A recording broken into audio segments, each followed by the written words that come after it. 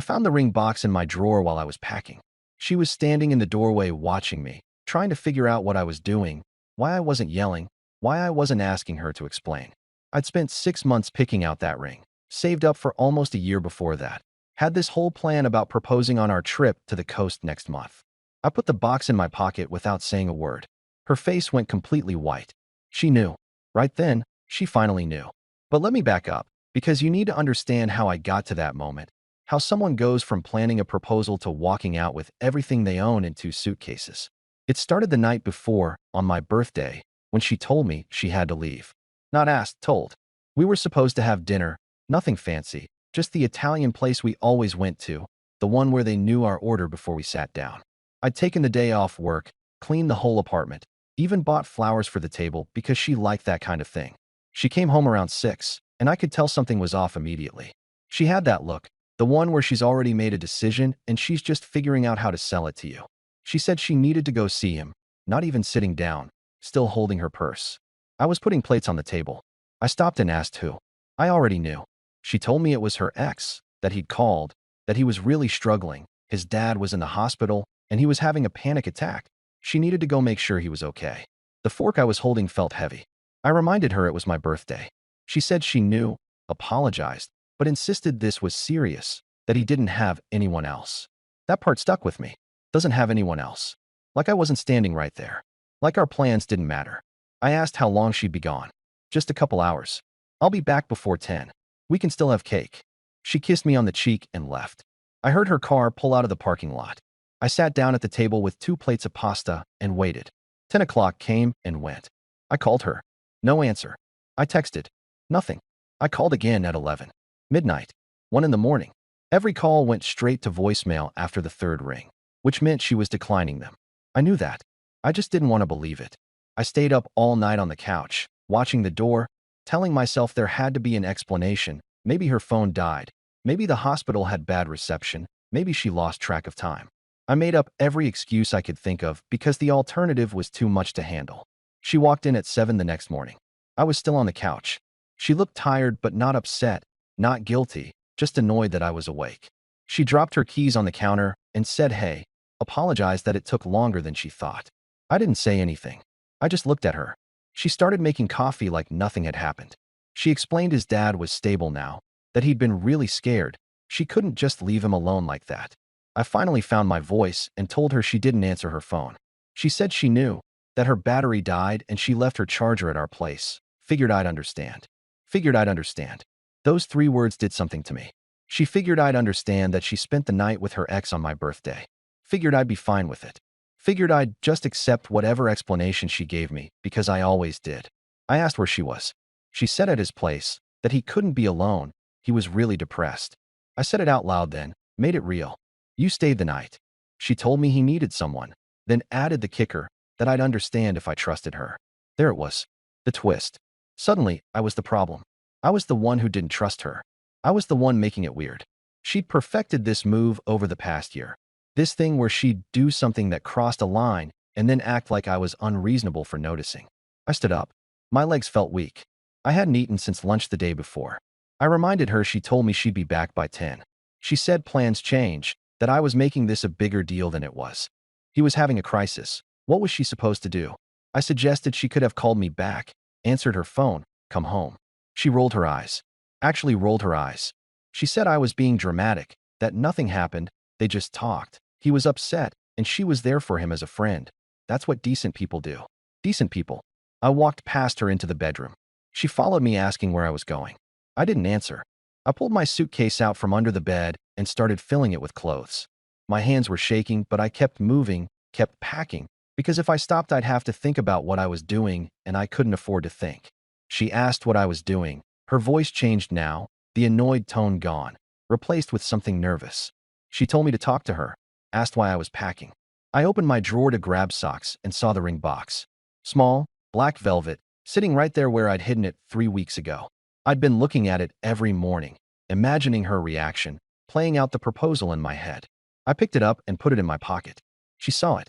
I watched her face change, watched the color drain out completely. She asked if that was what she thought it was. I closed the suitcase. She demanded I answer her, asked if it was a ring. I picked up my second suitcase and started filling it. Oh my God, you were going to propose. Her voice cracked. She asked when, demanded to know when I was planning to do it. I moved past her to the closet, grabbing my jackets, my shoes, anything I could fit. She kept saying to say something, begging please.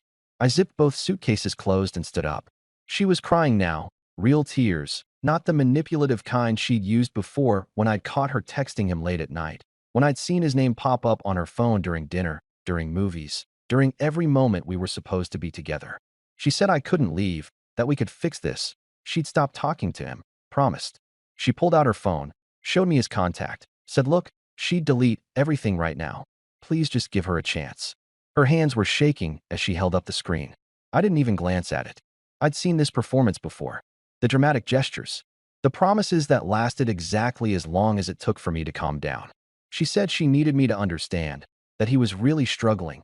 His dad might die. She was just being a good person, all while stepping in front of the door. Move. My voice came out flat, empty. She refused, said not until I talked to her, not until I understood. I looked at her, really looked at her, maybe for the first time in months. I'd been so busy trying to make everything work, trying to be understanding, trying to be the kind of partner who didn't get jealous or insecure, that I'd stopped seeing what was right in front of me. She didn't look guilty. She looked frustrated that I wasn't playing along anymore. I said it again, just that one word. Move. She stepped aside. I think she finally realized that something had broken, something that couldn't be fixed with tears or promises or making me feel like I was overreacting. I carried both suitcases to my car. She followed me down to the parking lot, still talking, still explaining, her voice getting higher and more desperate with every step. I loaded everything into my trunk. She grabbed my arm, asking where I was going to go. I got in my car. She said I couldn't just leave, that we lived together, we had plans, we were going to get married. I closed the door, started the engine. She was standing in front of my car now, hands on the hood. I put it in reverse instead, backed out slowly until she had to move. As I drove away, I looked in the rearview mirror and saw her standing there in the parking lot, phone already in her hand. I knew who she was calling. I'd always known. I just hadn't been ready to admit it until I saw that ring box and realized I'd been about to promise forever to someone who couldn't even give me one honest night. Notice how she made him question his own reality. That's manipulation 101. I drove to my brother's place. He opened the door, took one look at my face, and stepped aside without asking questions. I dropped my suitcases in his guest room and sat on the edge of the bed staring at nothing. My phone was blowing up. Texts, calls, voicemails. I turned it off. My brother brought me coffee and toast around noon. I hadn't realized how much time had passed. He asked if I wanted to talk about it. I shook my head. He nodded and left the room. That's when it hit me, really hit me, that I'd just walked away from 3 years of my life. 3 years of building something. Or at least thinking I was building something. I pulled out the ring box from my pocket and opened it. The diamond caught the light from the window. I'd picked it out so carefully, made sure it was exactly her style, classic, but with a little twist, just like she always said she wanted. I snapped the box shut and put it in the nightstand drawer. My phone stayed off for 2 days. I knew what was waiting for me when I turned it back on. The excuses, the explanations, the tears, the promises. I'd heard them all before, just never quite like this. But on the third day, I needed to check my work emails, had a project deadline coming up, so I powered it on. 63 text messages, 22 missed calls, 14 voicemails. I didn't read them. Not yet. I opened my laptop instead. I don't know what made me do it. Maybe I was looking for proof that I was wrong, that I'd overreacted, that there was some explanation that would make everything make sense again. Or maybe I already knew what I'd find, and I just needed to see it with my own eyes. She'd always kept her tablet plugged in by the bed. One of those things she never took anywhere, just used it for reading before sleep. We'd bought matching ones last year, synced them to the same cloud account for shared photos and grocery lists and calendar events. I'd never looked at her messages before. Never had a reason to. Trusted her completely. That word felt like a joke now. I logged into the cloud and opened her message app. The first conversation I saw was labeled with her sister's name. I almost scrolled past it. Then I noticed the message preview didn't sound like her sister at all. I clicked on it. It wasn't her sister. She'd renamed his contact, hidden it in plain sight. I scrolled to the top, to the very beginning of the conversation. It started 8 months ago, 2 months after I'd started saving for the ring. The messages were casual at first. How are you doing? Hope you're well, just checking in. Then they got more frequent. Daily. Multiple times a day. Then they changed. I'm thinking about you. I miss you. Remember when we used to? I kept scrolling. My hands were shaking so hard I could barely hold the laptop. There were messages from my birthday. From the night she'd spent with him. He doesn't suspect anything. He never does. That was her. Sent at midnight while I was calling her phone over and over. His response came a minute later. Something about how I was too trusting, how that made things easier. She sent a laughing emoji. I scrolled further. Found messages from our anniversary dinner last month. She'd excused herself to use the bathroom 3 times that night. I remembered thinking she might be sick.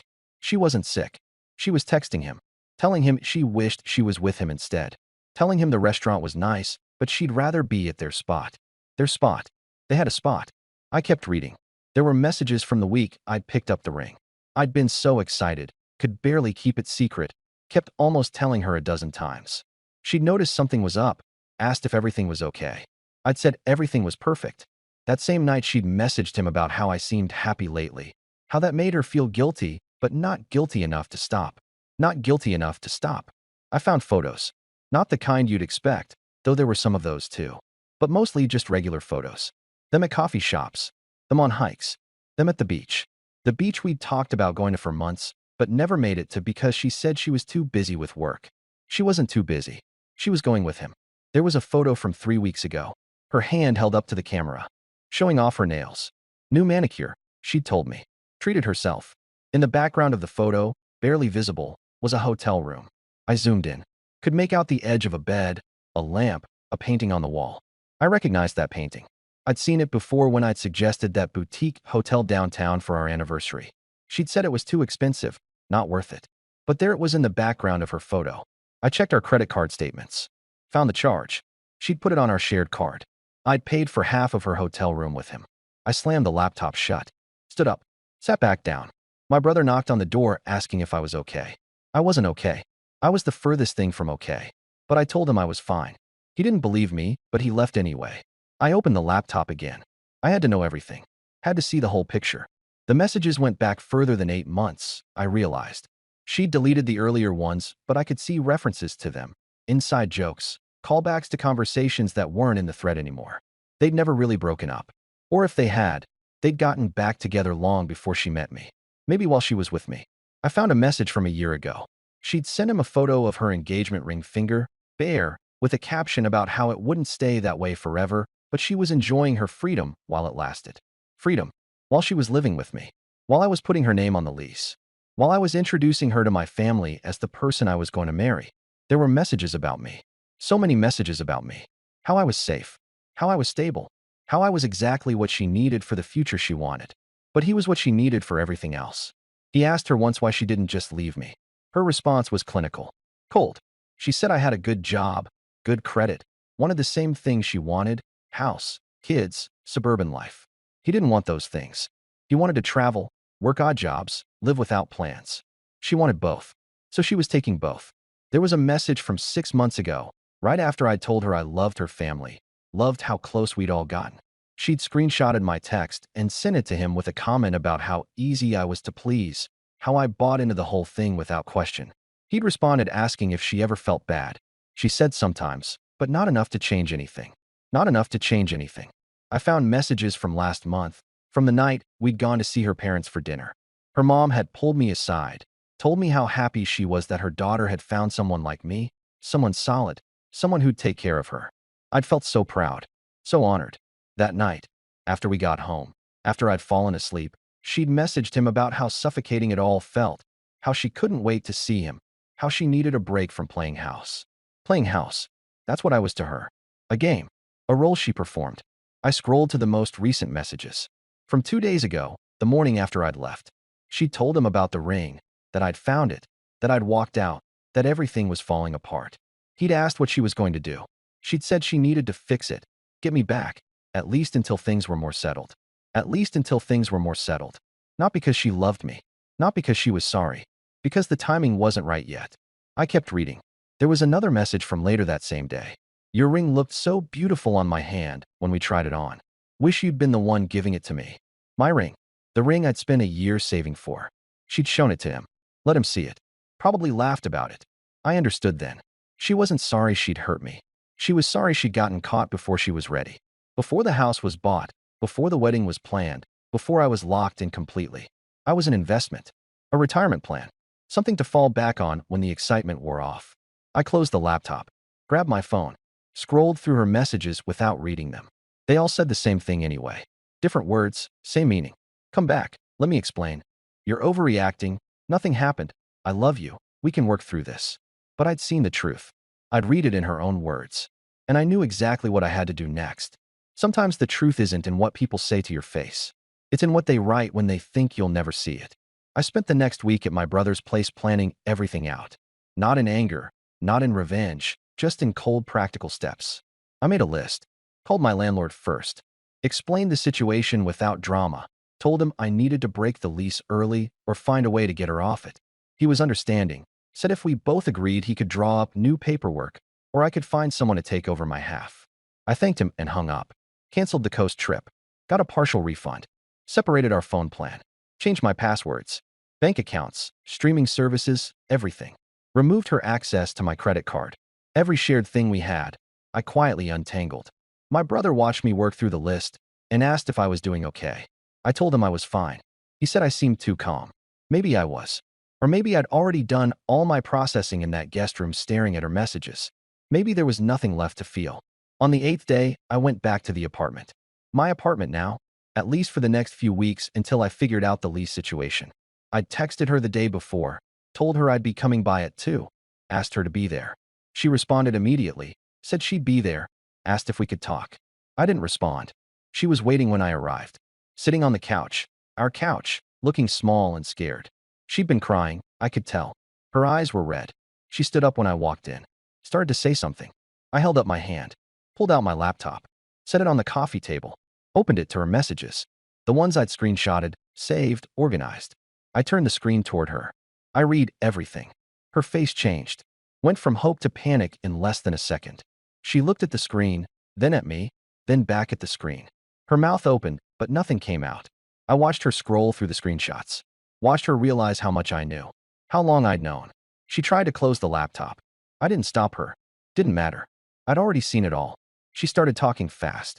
Said it wasn't what it looked like. The messages were taken out of context. She was venting. She didn't mean any of it. People say things they don't mean when they're confused. I let her finish. Then I told her I'd already talked to the landlord. We were breaking the lease. She needed to figure out where she was going because I wasn't staying here either. She said we didn't have to do that. We could work this out, keep the apartment, start over. I told her there was no starting over. The landlord was waiting for us to decide who was leaving and who was staying, or if we were both walking away. She could have the place if she wanted it and could afford it. She switched tactics.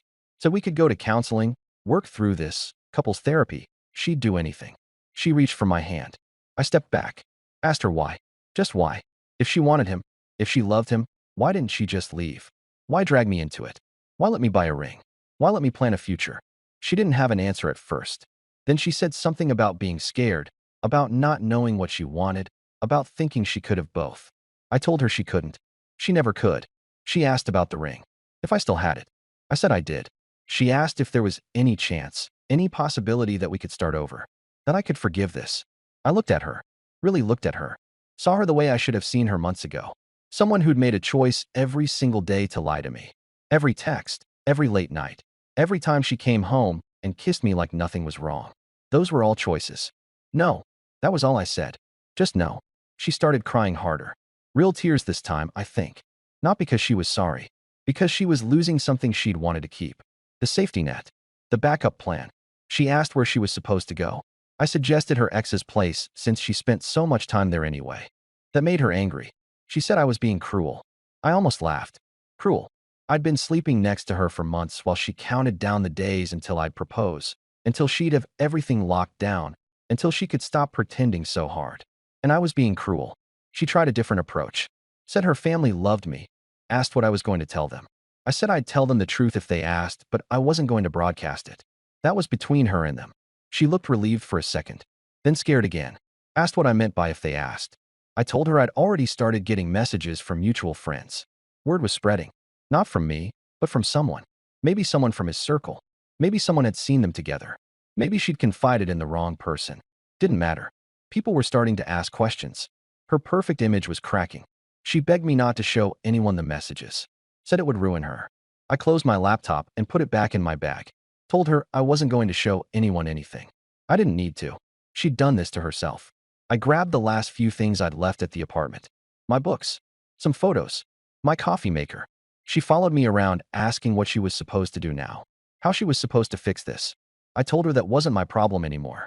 She grabbed my arm at the door. Harder this time. Desperate. Asked if I hated her.